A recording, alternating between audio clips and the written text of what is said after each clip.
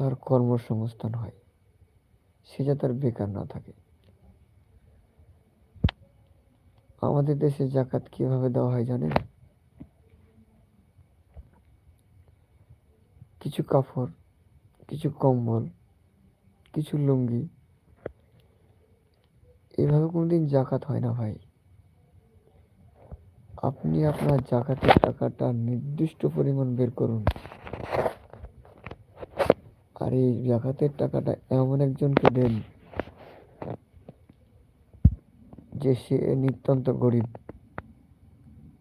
তার কোনো কর্মসংস্থান নেই, তাকে একটা কর্মসংস্থানের ব্যবস্থা করে দিন।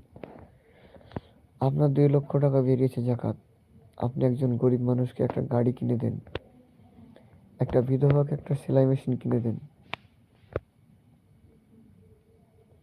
সে তাহলে আর ভিক্ষা করবে না।